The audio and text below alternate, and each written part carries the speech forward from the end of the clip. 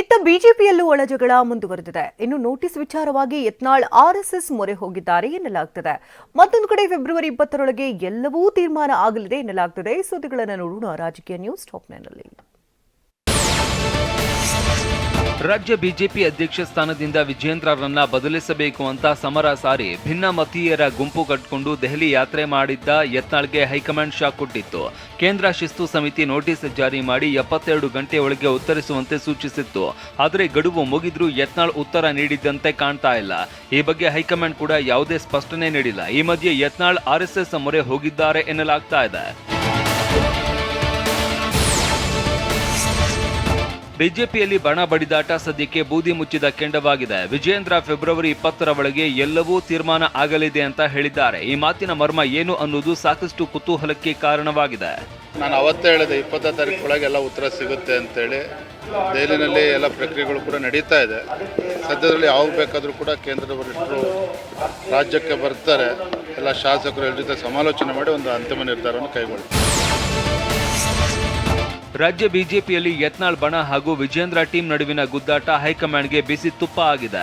ಮತ್ತೊಂದು ಕಡೆ ಯತ್ನಾಳ್ ವಿಚಾರ ಕುರಿತು ಪ್ರತಿಕ್ರಿಯಿಸಿರುವ ಕೇಂದ್ರ ಸಚಿವ ಪ್ರಹ್ಲಾದ್ ಜೋಶಿ ಇದನ್ನೆಲ್ಲ ನಮ್ಮ ರಾಷ್ಟ್ರೀಯ ನಾಯಕರು ನೋಡ್ಕೊಳ್ತಾರೆ ಅಂತ ಹೇಳಿದ್ದಾರೆ. ಅದನ್ನ ನಮ್ಮ ರಾಷ್ಟ್ರೀಯ ನಾಯಕರು ಕೊಟ್ಟರ ಅವರೆಲ್ಲ ನೋಡ್ತಾರೆ.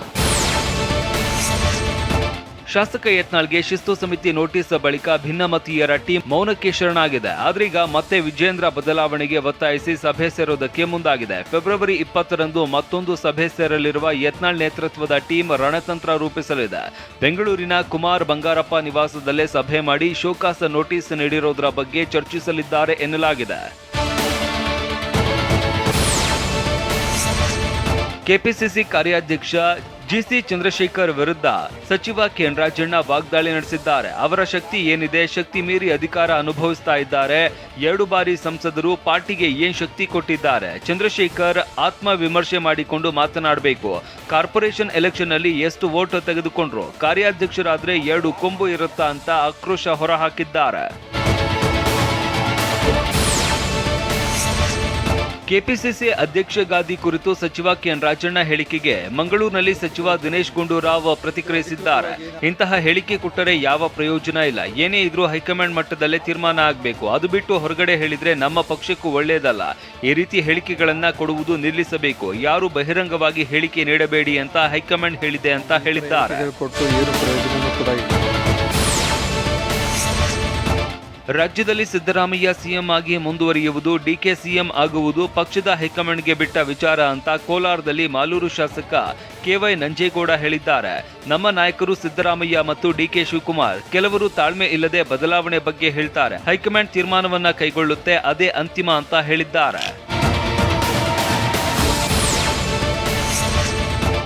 9 ವಿವಿಗಳನ್ನ ಮುಚ್ಚೋದಕ್ಕೆ ಸಂಪುಟ ಉಪಸಮಿತಿ ತೀರ್ಮಾನಿಸಿದೆ. ಸರ್ಕಾರದ ನಿರ್ಧಾರಕ್ಕೆ ಬಿಜೆಪಿ ಎಂಎಲ್ಸಿ ಎನ್ ರವಿಕುಮಾರ್ ಕಿಡಿಕಾರಿದ್ದಾರೆ.